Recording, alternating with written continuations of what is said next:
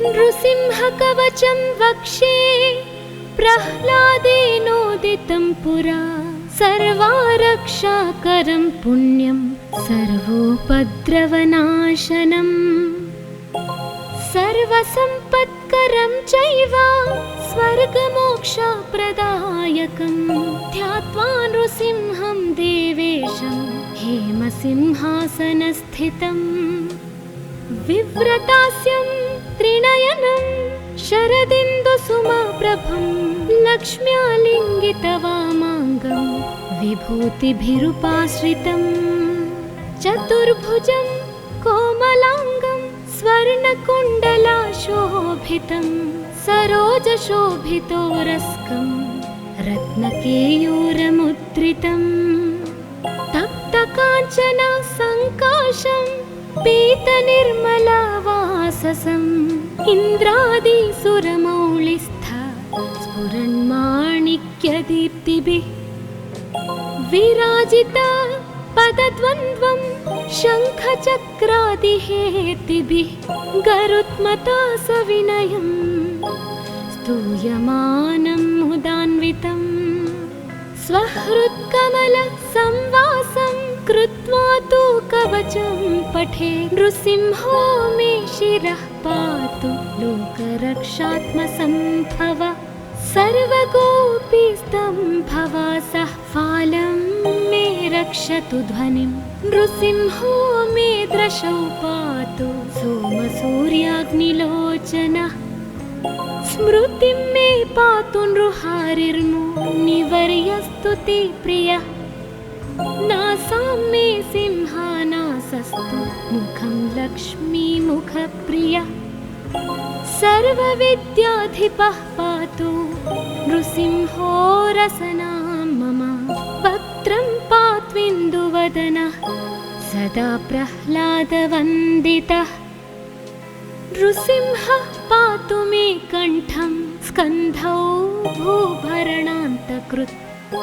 दिव्यास्त्रशोभितभुजो नृसिंहः पातु मे भुजौ करौ मे देववरदो नृसिंहः पातु सर्वतः हृदयं योगिसाध्यश्च निवासं पातु मे हरिः मध्यं पातु हिरण्याक्ष वक्षः कुक्षिविदारणः नाभिं मे पातु नृहरि स्वनाभि ब्रह्म संस्तुतः ब्रह्माण्डकोटयः कट्यां यस्यासौ पातु मे कटिं गुह्यां मे पातु गुह्यानां मन्त्राणां गुह्यरूपधृक् ऊरो मनोभवः पातु जानुनी नररूपधृक् जङ्घे पातु धराभार हर्ता ये सौ नृकेसरी सुरराज्य प्रदः पातु पादौ मे नृहरीश्वरः सहस्रशीर्षः पुरुषः पातु मे सर्वशस्तनुम् महोग्रः पूर्वतः पातु महावीराग्रजोऽग्नितः महाविष्णुर्दक्षिणे तु महाज्वालस्तु नैऋतौ पश्चिमे पातु सर्वेशो दिशि मे सर्वतोमुखः नृसिंहः पातु वायव्यां सौम्यां भूषणविग्रहः ईशान्यां पातु भद्रो मे सर्वमङ्गलदायकः संसारभयदः पातु मृत्युर्मृत्युर्नृकेसरी इदं नृसिंहकवचं प्रह्लादमुखमण्डितं भक्तिमान्यः पठेन्नित्यं सर्वपापैः प्रमुच्यते पुत्रवान् धनवान् लोके दीर्घायुरुपजायते यं यं कामयते कामं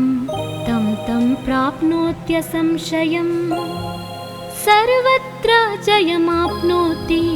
सर्वत्र विजयी भवेत् भूम्यन्तरिक्षदेव्यानां ग्रहाणां विनिवारणम् वृश्चिकोरगसम्भूत विषापहरणं परं ब्रह्मा राक्षसयक्षाणां दूरोत्सारणकारणम्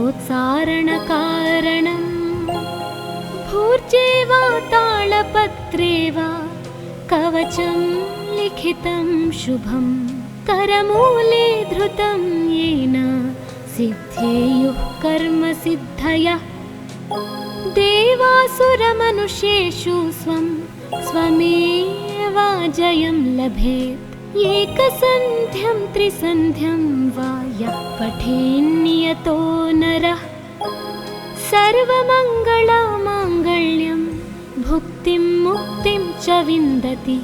द्वात्रिंशच्च सहस्राणि पठेच्छुद्धात्मना नृणाम्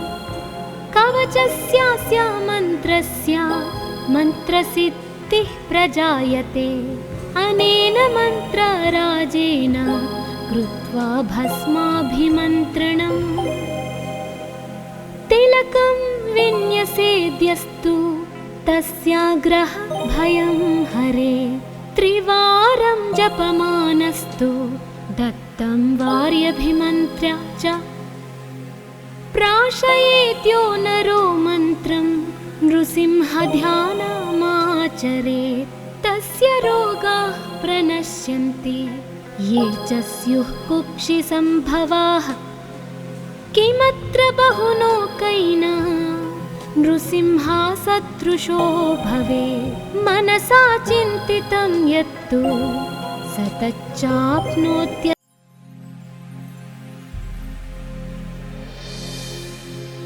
नृसिंहकवचं वक्षे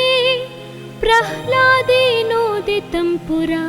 सर्वारक्षाकरं पुण्यं सर्वोपद्रवनाशनम् सर्वसम्पत्करं चैव स्वर्गमोक्षप्रदायकं ध्यात्वा नृसिंहं देवेशं हेमसिंहासनस्थितम् विव्रतास्यं त्रिनयनं शरदिन्दुसुमप्रभं लक्ष्म्यालिङ्गितवामाङ्गं विभूतिभिरुपाश्रितं चतुर्भुजं कोमलाङ्गं स्वर्णकुण्डलाशोभितं सरोजशोभितोरस्कं रत्नकेयूरमुद्रितं तप्तकाञ्चन सङ्काशं पीतनिर्मलवाससम् इन्द्रादिसुरमौलिस्थ स्फुरन्माणिक्यदीप्तिभिः विराजिता पदद्वन्द्वं शङ्खचक्रादिहेतिभिः गरुत्मता सविनयं स्तूयमानं मुदान्वितं स्वहृत्कमलसंवासं कृत्वा तु कवचं पठे नृसिंहो मे शिरः पातु लोकरक्षात्मसम्भव सर्वगोपीस्तम्भवासः फालं मे रक्षतु ध्वनिं नृसिंहो मे दृशौ पातु सोमसूर्याग्निलोचनः स्मृतिं मे पातु नृहारिर्मुनिवर्यस्तुति प्रियः नासां मे सिंहानासस्तु मुखं लक्ष्मीमुखप्रियः सर्वविद्याधिपः पातु नृसिंहो रसनां मम वक्त्रं पात्विन्दुवदनः सदा प्रह्लादवन्दितः नृसिंहः पातु मे कण्ठं स्कन्धौ भूभरणान्तकृत् दिव्यास्त्रशोभितभुजो नृसिंहः पातु मे भुजौ करौ मे देववरदो नृसिंहः पातु सर्वतः हृदयं योगिसाध्यश्च निवासं पातु मे हरिः मध्यं पातु हिरण्याक्ष वक्षः कुक्षिविदारणः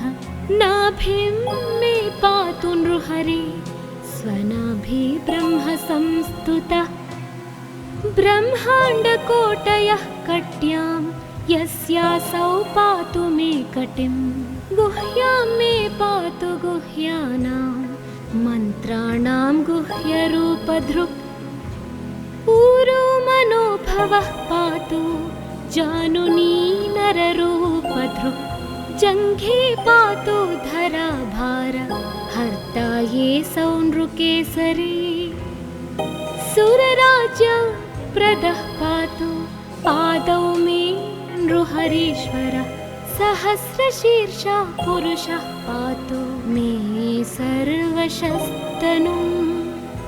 महोग्रः पूर्वतः पातु महावीराग्रजोऽग्नितः महाविष्णुर्दक्षिणे तु महाज्वालस्तु नैऋतौ पश्चिमे पातु सर्वेषु दिशि मे सर्वतोमुखः नृसिंहः पातु वायव्यां सौम्यां भूषणविग्रहः ईशान्यां पातु भद्रो मे सर्वमङ्गलदायकः संसारभयदः पातु मृत्युर्मृत्युर्नृकेसरी इदं नृसिंह कवचं प्रह्लादमुखमण्डितं भक्तिमान्यः पठेन्नित्यं सर्वपापैः प्रमुच्यते पुत्रवान् धनवान् लोके दीर्घायुरुपजायते यं यं कामयते कामं तं तं प्राप्नोत्यसंशयम् सर्वत्र जयमाप्नोति सर्वत्र विजयी भवेत् भूम्यन्तरिक्षदिव्यानां ग्रहाणां विनिवारणम् वृश्चिकोरगसम्भूत विषापहरणं परं ब्रह्मा राक्षसयक्षाणां दूरोत्सारणकारणम् भूर्जे वा तालपत्रे वा कवचं लिखितं शुभं करमूले धृतं येन सिद्धेयुः कर्मसिद्धयः देवासुरमनुष्येषु स्वमेव जयं लभेत् एकसन्ध्यं त्रिसन्ध्यं वा यः पठेन्नियतो नरः सर्वमङ्गलमाङ्गल्यं भुक्तिं मुक्तिं च विन्दति द्वात्रिंशच्च सहस्राणि पठेच्छुद्धात्मना नृणाम् कवचस्यास्य मन्त्रस्य मन्त्रसिद्धिः प्रजायते अनेन मन्त्रराजेन कृत्वा भस्माभिमन्त्रणम् तिलकं विन्यसेद्यस्तु तस्याग्रह भयं हरे त्रिवारं जपमानस्तु दत्तं वार्यभिमन्त्र्य च प्राशयेद्यो नरो मन्त्रं नृसिंहध्यानमाचरेत् तस्य रोगाः प्रणश्यन्ति ये च स्युः कुक्षिसम्भवाः किमत्र बहुलोकैना नृसिंहसदृशो भवेत् मनसा चिन्तितं यत्तु स तच्चाप्नोत्यसंशयम्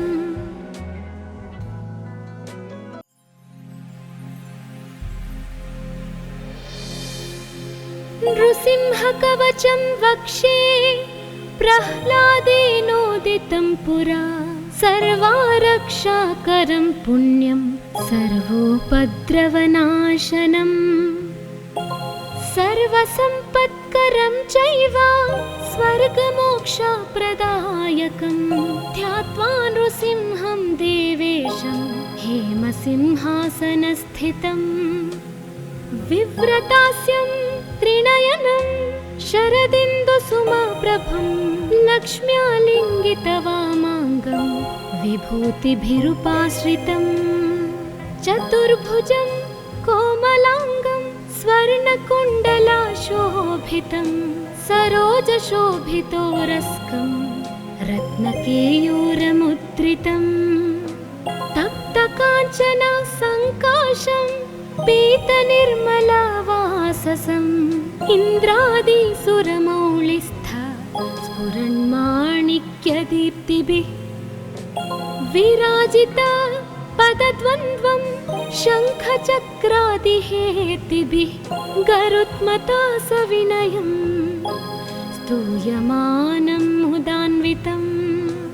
स्वहृत्कमलसंवासं कृत्वा तु कवचं पठे नृसिंहो मे शिरः पातु लोकरक्षात्मसम्भव सर्वगोपीस्तम्भवासः फालं मे रक्षतु ध्वनिं नृसिंहो मे दृशौ पातु सोमसूर्याग्निलोचनः स्मृतिं मे पातु नृहारिर्मुनिवर्यस्तुति प्रियः नासां मे सिंहानासस्तु मुखं लक्ष्मीमुखप्रियः सर्वविद्याधिपः पातु नृसिंहो रसनां मम वक्त्रं पात्विन्दुवदनः सदा प्रह्लादवन्दितः नृसिंहः पातु मे कण्ठं स्कन्धौ भूभरणान्तकृत् दिव्यास्त्रशोभितभुजो नृसिंहः पातु मे भुजौ करौ मे देववरदो नृसिंहः पातु सर्वतः हृदयं योगिसाध्यश्च निवासं पातु मे हरिः मध्यं पातु हिरण्याक्ष वक्षः कुक्षिविदारणः नाभिं मे पातु नृहरि स्वनाभि ब्रह्म संस्तुतः ब्रह्माण्डकोटयः कट्यां यस्यासौ पातु मे कटिं गुह्यां मे पातु गुह्यानां मन्त्राणां गुह्यरूपधृक् ऊरो मनोभवः पातु जानुनी नररूपधृक् जङ्घे पातु धराभार हर्ता ये सौ नृकेसरी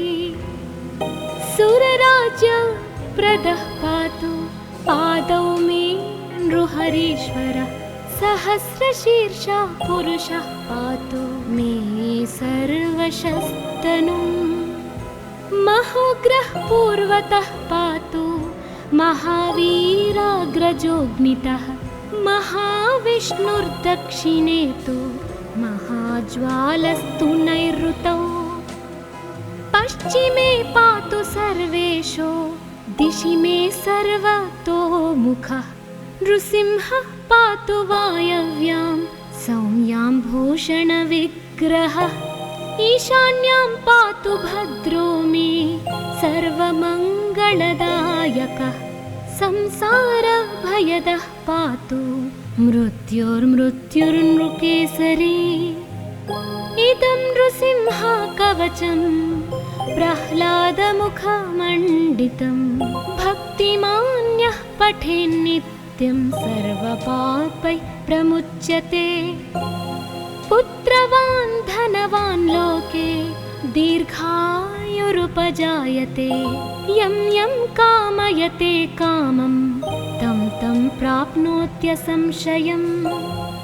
सर्वत्र जयमाप्नोति सर्वत्र विजयी भवेत् भूम्यन्तरिक्षदेव्यानां ग्रहाणां विनिवारणम् वृश्चिकोरगसम्भूत विषापहरणं परं ब्रह्मा राक्षसयक्षाणां दूरोत्सारणकारणम् भूर्जे वा तालपत्रे वा कवचं लिखितं शुभं करमूले धृतं येन सिद्धेयुः कर्मसिद्धयः देवासुरमनुष्येषु स्वं स्वमेव जयं लभेत् एकसन्ध्यं त्रिसन्ध्यं वा यः पठेन्नियतो नरः सर्वमङ्गलमाङ्गल्यं भुक्तिं मुक्तिं च विन्दति द्वात्रिंशच्च सहस्राणि पठेच्छुद्धात्मना नृणाम् कवचस्यास्य मन्त्रस्य मन्त्रसिद्धिः प्रजायते अनेन मन्त्रराजेन कृत्वा भस्माभिमन्त्रणम् तिलकं विन्यसेद्यस्तु तस्याग्रह भयं हरे त्रिवारं जपमानस्तु दत्तं वार्यभिमन्त्र्या च प्राशयेद्यो नरो मन्त्रं नृसिंहध्यानमाचरेत् तस्य रोगाः प्रणश्यन्ति ये च स्युः कुक्षिसम्भवाः किमत्र बहुलोकैना नृसिंहसदृशो भवेत् मनसा चिन्तितं यत्तु स तच्चाप्नोत्यसंशयम्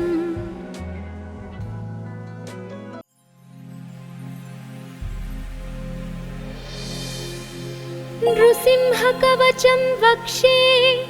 प्रह्लादेनोदितं पुरा सर्वारक्षाकरं पुण्यं सर्वोपद्रवनाशनम् सर्वसम्पत्करं चैव स्वर्गमोक्षप्रदायकं ध्यात्वा नृसिंहं देवेशं हेमसिंहासनस्थितम् विव्रतास्यं त्रिनयनं शरदिन्दुसुमप्रभं लक्ष्म्यालिङ्गितवामाङ्गं विभूतिभिरुपाश्रितं चतुर्भुजं कोमलाङ्गं स्वर्णकुण्डलाशोभितं सरोजशोभितोरस्कं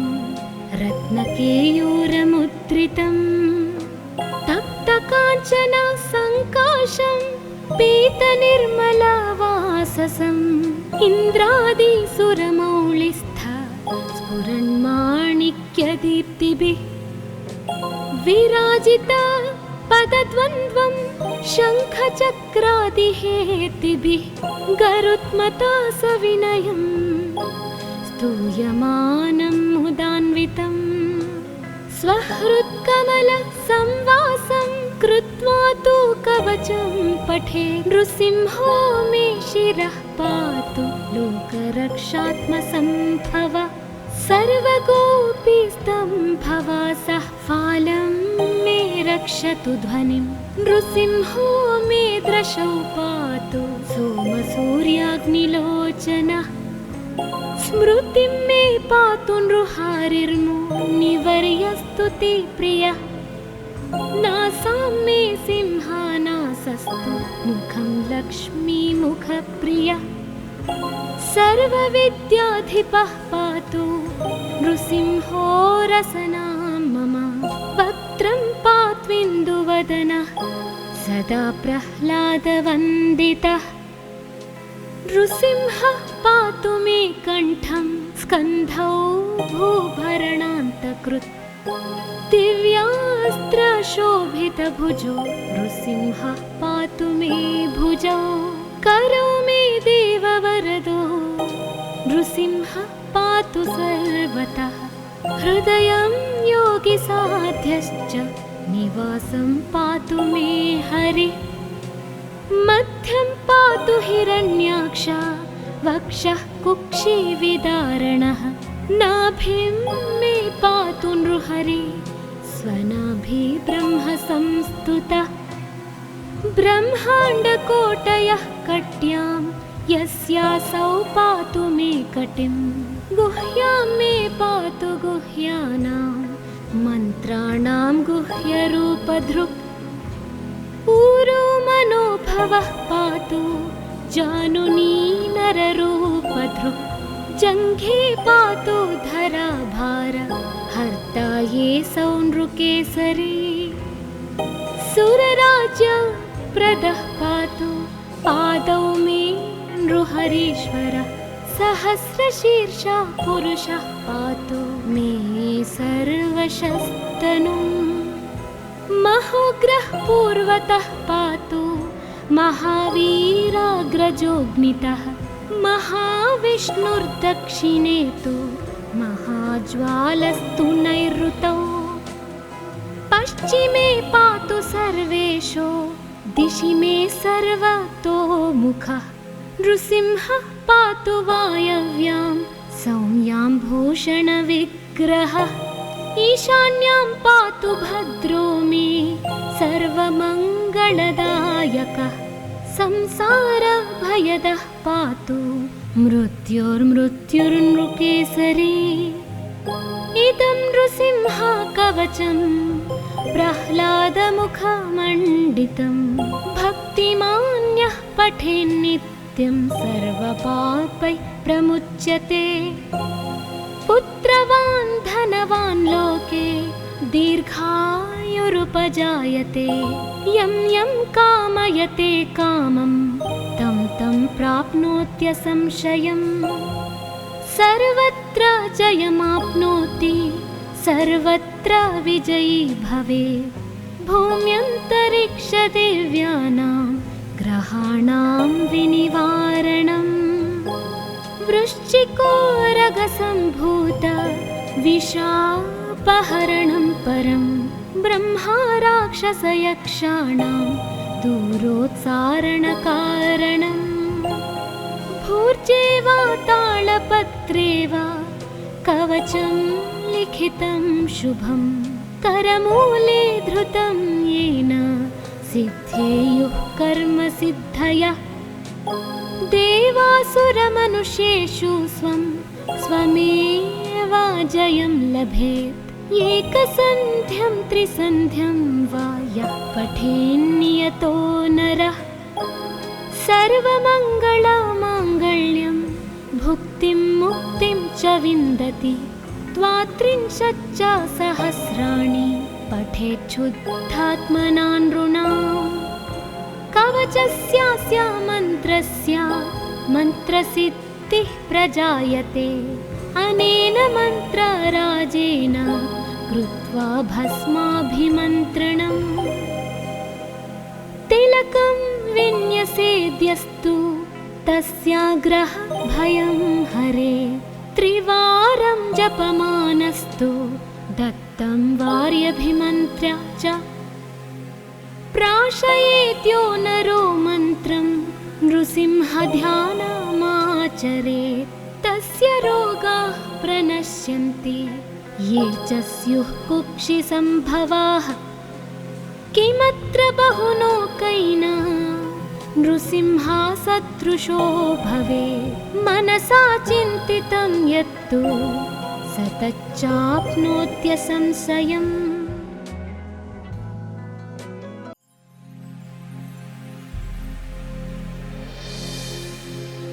नृसिंहकवचं वक्षे प्रह्लादेनोदितं पुरा सर्वारक्षाकरं पुण्यं सर्वोपद्रवनाशनम् सर्वसम्पत्करं चैव स्वर्गमोक्षप्रदायकं ध्यात्वा नृसिंहं देवेशं हेमसिंहासनस्थितम् विव्रतास्यं त्रिनयनं शरदिन्दुसुमप्रभं लक्ष्म्यालिङ्गितवामाङ्गं विभूतिभिरुपाश्रितं चतुर्भुजं कोमलाङ्गं स्वर्णकुण्डलाशोभितं सरोजशोभितोरस्कं रत्नकेयूरमुद्रितं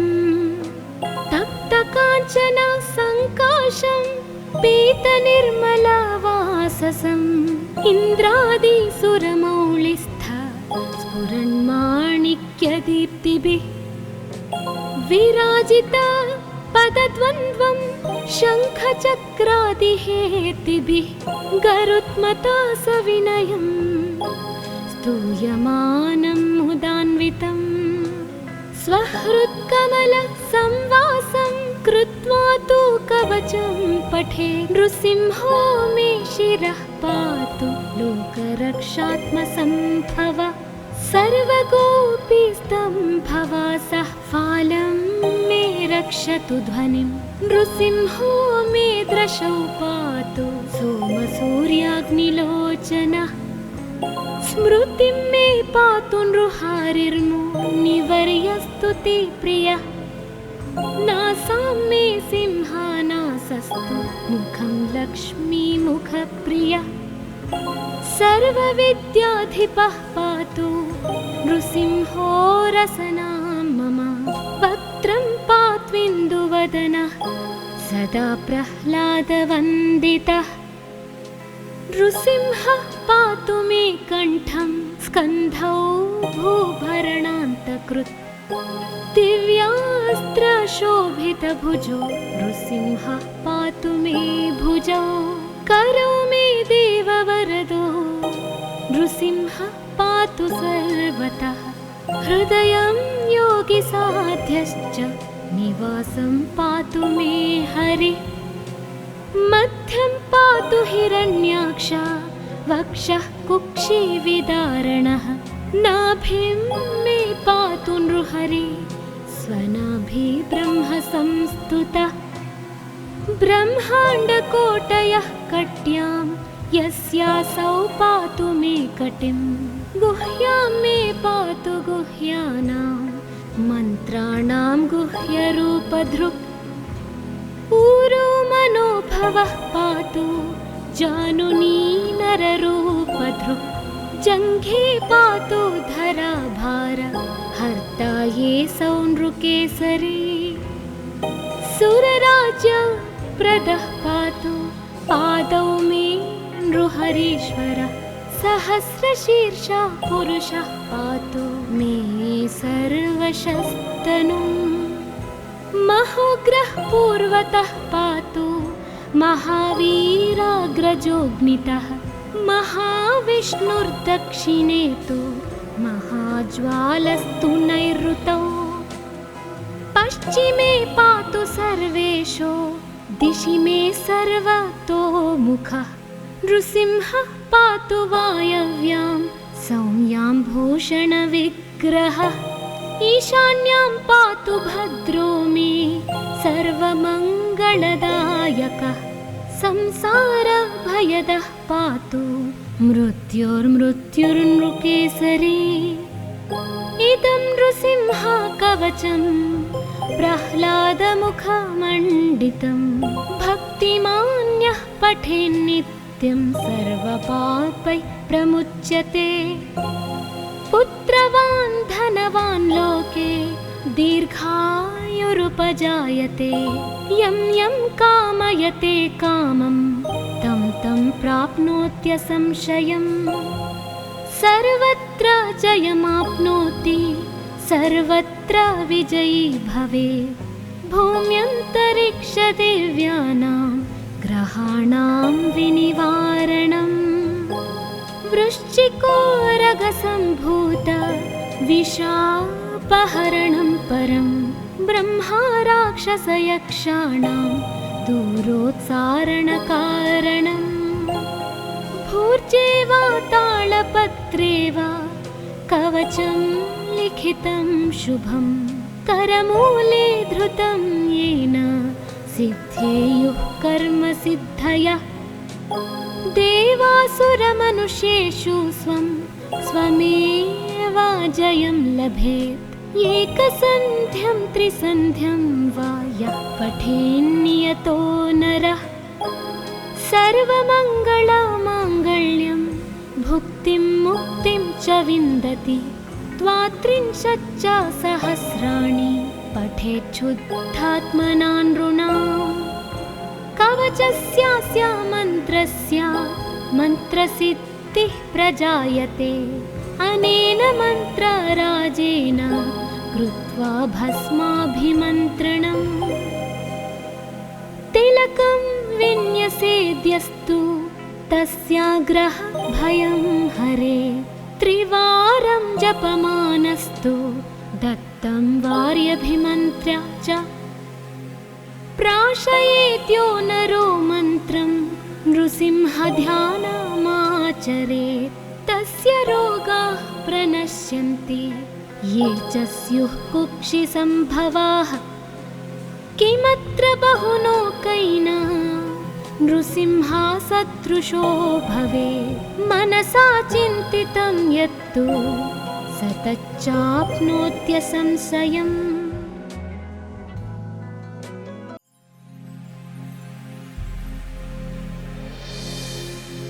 नृसिंहकवचं वक्षे प्रह्लादेनोदितं पुरा सर्वारक्षाकरं पुण्यं सर्वोपद्रवनाशनम् सर्वसम्पत्करं चैव स्वर्गमोक्षप्रदायकं ध्यात्वा नृसिंहं देवेशं हेमसिंहासनस्थितम् विव्रतास्यं त्रिनयनं शरदिन्दुसुमप्रभं लक्ष्म्यालिङ्गितवामाङ्गं विभूतिभिरुपाश्रितम् चतुर्भुजं कोमलाङ्गं स्वर्णकुण्डलाशोभितं सरोजशोभितोरस्कं रत्नकेयूरमुद्रितं तप्तकाञ्चन सङ्काशं पीतनिर्मलवाससम् इन्द्रादिसुरमौलिस्थ स्फुरन्माणिक्यदीप्तिभिः विराजिता पदद्वन्द्वं शङ्खचक्रादिहेतिभिः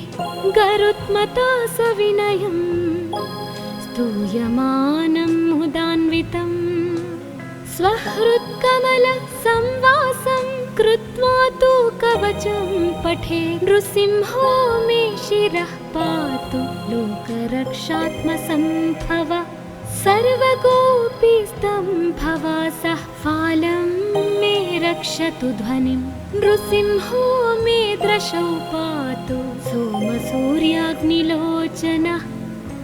स्मृतिं मे पातु नृहारिर्मुनिवर्यस्तुतिप्रियः नासां मे सिंहानासस्तु मुखं लक्ष्मीमुखप्रियः सर्वविद्याधिपः पातु नृसिंहो रसनां मम वक्त्रं पात्विन्दुवदनः सदा प्रह्लादवन्दितः नृसिंहः पातु मे कण्ठं स्कन्धौ भूभरणान्तकृत् दिव्यास्त्रशोभितभुजो नृसिंहः पातु मे भुजौ करौ मे देववरदो नृसिंहः पातु सर्वतः हृदयं योगिसाध्यश्च निवासं पातु मे हरिः मध्यं पातु हिरण्याक्ष वक्षः कुक्षिविदारणः नाभिं मे पातु नृहरि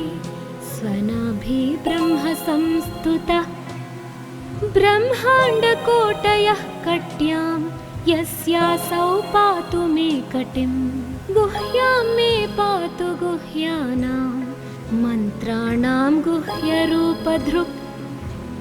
ऊरो मनोभवः पातु जानुनी नररूपधृक्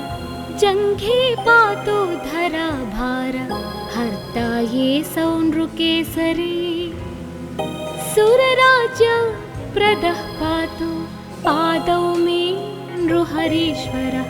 सहस्रशीर्षा पुरुषः पातु मे सर्वशस्तनुम् महोग्रः पूर्वतः पातु महावीराग्रजोऽग्नितः महाविष्णुर्दक्षिणे तु महाज्वालस्तु नैऋतौ पश्चिमे पातु सर्वेषु दिशि मे सर्वतोमुखः नृसिंहः पातु वायव्यां सौम्यां भूषणविग्रहः ईशान्यां पातु भद्रो मे सर्वमङ्गलदायकः संसारभयदः पातु मृत्युर्मृत्युर्नृकेसरी इदं नृसिंहकवचं प्रह्लादमुखमण्डितं भक्तिमान्यः पठेन्नित्यं सर्वपापैः प्रमुच्यते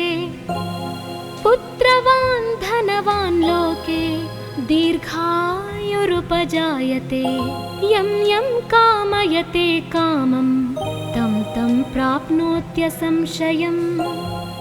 सर्वत्र जयमाप्नोति सर्वत्र विजयी भवेत् भूम्यन्तरिक्षदेव्यानां ग्रहाणां विनिवारणम् वृश्चिकोरगसम्भूत विषापहरणं पापोपहरणं परं ब्रह्मा राक्षसयक्षाणां दूरोत्सारणकारणम् भूर्जे वा तालपत्रे वा कवचं लिखितं शुभं करमूले धृतं येन सिद्धेयुः कर्मसिद्धयः देवासुरमनुष्येषु स्वमेवाजयं लभेत् एकसन्ध्यं त्रिसन्ध्यं वा यः पठेन्नियतो नरः सर्वमङ्गलमाङ्गल्यं भुक्तिं मुक्तिं च विन्दति द्वात्रिंशच्च सहस्राणि पठेच्छुद्धात्मना नृणाम् कवचस्यास्य मन्त्रस्य मन्त्रसिद्धिः प्रजायते अनेन मन्त्रराजेन कृत्वा भस्माभिमन्त्रणम् तिलकं विन्यसेद्यस्तु तस्याग्रह भयं हरे त्रिवारं जपमानस्तु दत्तं वार्यभिमन्त्र्य च प्राशयेत्यो नरो मन्त्रं नृसिंहध्यानमाचरेत् तस्य रोगाः प्रणश्यन्ति ये च स्युः कुक्षिसम्भवाः किमत्र बहुलोकैना नृसिंहसदृशो भवेत् मनसा चिन्तितं यत्तु स तच्चाप्नोत्यसंशयम्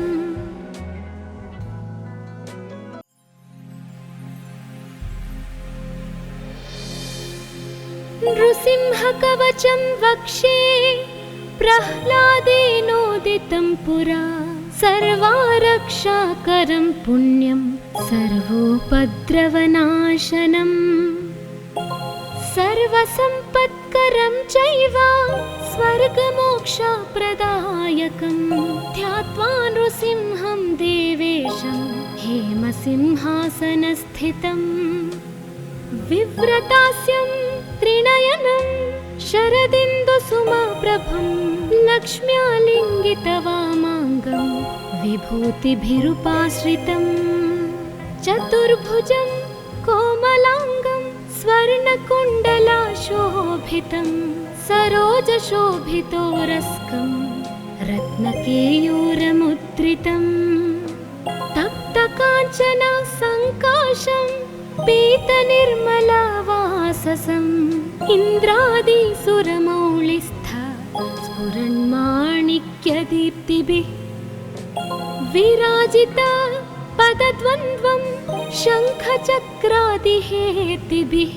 गरुत्मता सविनयं स्तूयमानं मुदान्वितं स्वहृत्कमलसंवासं कृत्वा तु कवचं पठे नृसिंहो मे शिरः पातु लोकरक्षात्मसम्भव सर्वगोपीस्तम्भवासः फालं मे रक्षतु ध्वनिं नृसिंहो मे दृशौ पातु सोमसूर्याग्निलोचनः स्मृतिं मे पातु नृहारिर्मुनिवर्यस्तुति प्रियः नासां मे सिंहानासस्तु मुखं लक्ष्मीमुखप्रियः सर्वविद्याधिपः पातु नृसिंहो रसनां मम वक्त्रं पात्विन्दुवदनः सदा प्रह्लादवन्दितः नृसिंहः पातु मे कण्ठं स्कन्धौ भूभरणान्तकृत् दिव्यास्त्रशोभितभुजो नृसिंहः पातु मे भुजौ करौ मे देववरदो नृसिंहः पातु सर्वतः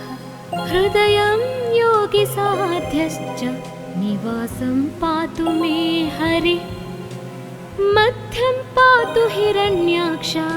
वक्षः कुक्षिविदारणः नाभिं मे पातु नृहरि स्वनाभि ब्रह्म संस्तुतः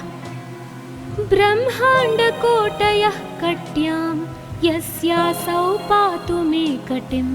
गुह्यां मे पातु गुह्यानां मन्त्राणां गुह्यरूपधृक् पूरो मनोभवः पातु जानुनी नररूपधृक् जङ्घे पातु धराभार हर्ता ये सौनृकेसरी सुरराज्य प्रदः पातु पादौ मे नृहरीश्वरः सहस्रशीर्षा पुरुषः पातु मे सर्वशस्तनुम् महोग्रः पूर्वतः पातु महावीराग्रजोऽग्नितः महाविष्णुर्दक्षिणे तु महाज्वालस्तु नैऋतौ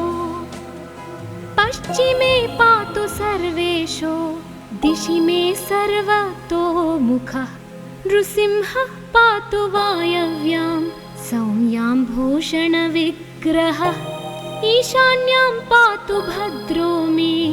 सर्वमङ्गलदायकः संसारभयदः पातु मृत्युर्मृत्युर्नृकेसरी इदं नृसिंहकवचं प्रह्लादमुखमण्डितं भक्तिमान्यः पठेन्नित्यं सर्वपापैः प्रमुच्यते पुत्रवान् धनवान् लोके दीर्घायुरुपजायते यं यं कामयते कामं तं तं प्राप्नोत्यसंशयम् सर्वत्र जयमाप्नोति सर्वत्र विजयी भवेत् भूम्यन्तरिक्षदिव्यानां ग्रहाणां विनिवारणम् वृश्चिकोरगसम्भूत विषापहरणं परं ब्रह्मा राक्षसयक्षाणां दूरोत्सारणकारणम् भूर्जे वा तालपत्रे वा कवचं लिखितं शुभं करमूले धृतं येन सिद्धेयुः कर्मसिद्धयः देवासुरमनुष्येषु स्वमेव जयं लभेत् एकसन्ध्यं त्रिसन्ध्यं वा यः पठेन्नियतो नरः सर्वमङ्गलमाङ्गल्यं भुक्तिं मुक्तिं च विन्दति द्वात्रिंशच्च सहस्राणि पठेच्छुद्धात्मना नृणाम् कवचस्यास्य मन्त्रस्य मन्त्रसिद्धिः प्रजायते अनेन मन्त्रराजेन कृत्वा भस्माभिमन्त्रणम् तिलकं विन्यसेद्यस्तु तस्याग्रह भयं हरे त्रिवारं जपमानस्तु दत्तं वार्यभिमन्त्र्य च प्राशयेत्यो नरो मन्त्रं नृसिंहध्यानमाचरेत् तस्य रोगाः प्रणश्यन्ति ये च स्युः कुक्षिसम्भवाः किमत्र बहुलोकैना नृसिंहसदृशो भवेत् मनसा चिन्तितं यत्तु स तच्चाप्नोत्यसंशयम्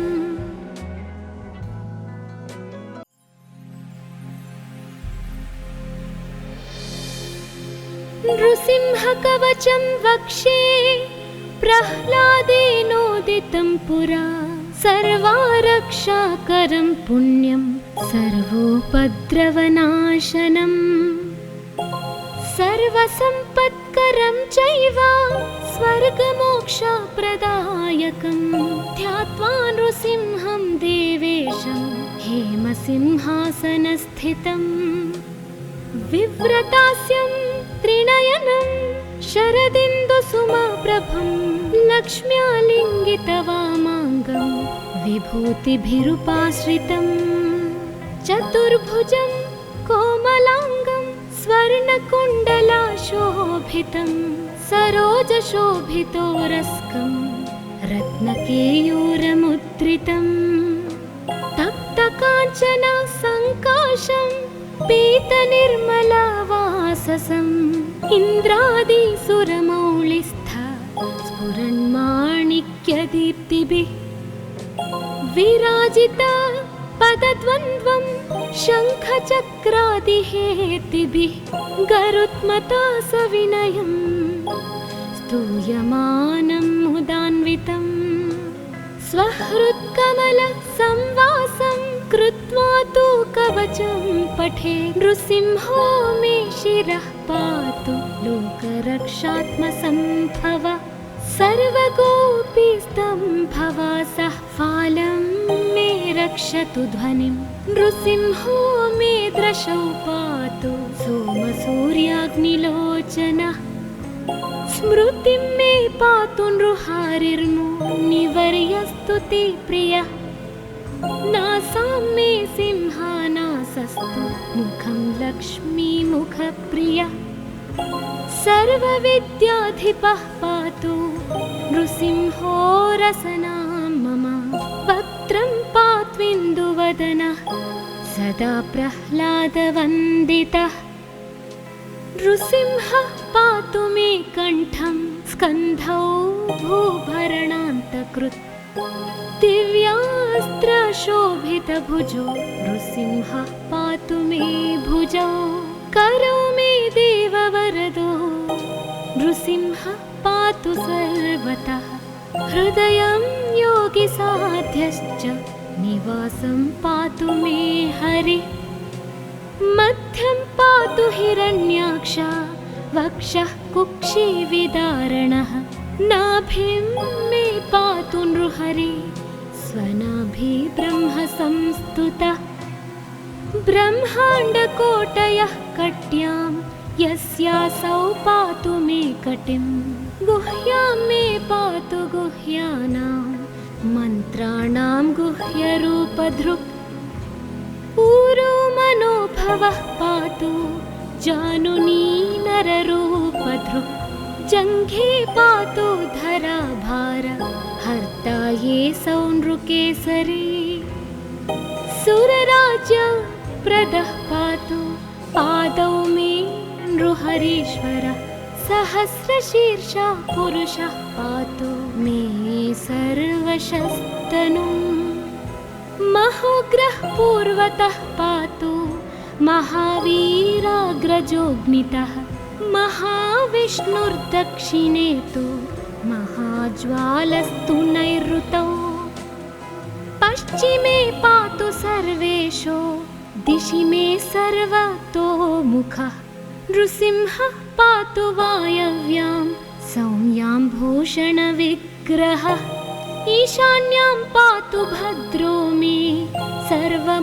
सर्वमङ्गलदायकः संसारभयदः पातु मृत्युर्मृत्युर्नृकेसरी इदं नृसिंह कवचं प्रह्लादमुखमण्डितं भक्तिमान्यः पठेन्नित्यं सर्वपापैः प्रमुच्यते पुत्रवान् धनवान् लोके दीर्घायुरुपजायते यं यं कामयते कामं तं तं प्राप्नोत्यसंशयम् सर्वत्र जयमाप्नोति सर्वत्र विजयी भवेत् भूम्यन्तरिक्षदेव्यानां ग्रहाणां विनिवारणम् वृश्चिकोरगसम्भूत विषापहरणं परं ब्रह्मा राक्षसयक्षाणां दूरोत्सारणकारणम् भूर्जे वा तालपत्रे वा कवचं लिखितं शुभं करमूले धृतं येन सिद्धेयुः कर्मसिद्धयः देवासुरमनुष्येषु स्वं स्वमेव जयं लभेत् एकसन्ध्यं त्रिसन्ध्यं वा यः पठेन्नियतो नरः सर्वमङ्गलमाङ्गल्यं भुक्तिं मुक्तिं च विन्दति द्वात्रिंशच्च सहस्राणि पठेच्छुद्धात्मना नृणाम् कवचस्यास्य मन्त्रस्य मन्त्रसिद्धिः प्रजायते अनेन मन्त्रराजेन कृत्वा भस्माभिमन्त्रणम् तिलकं विन्यसेद्यस्तु तस्याग्रह भयं हरे त्रिवारं जपमानस्तु दत्तं वार्यभिमन्त्र्या च प्राशयेद्यो नरो मन्त्रं नृसिंहध्यानमाचरेत् तस्य रोगाः प्रणश्यन्ति ये च स्युः कुक्षिसम्भवाः किमत्र बहुलोकैः नृसिंहसदृशो भवेत् मनसा चिन्तितं यत्तु स तच्चाप्नोत्यसंशयम्।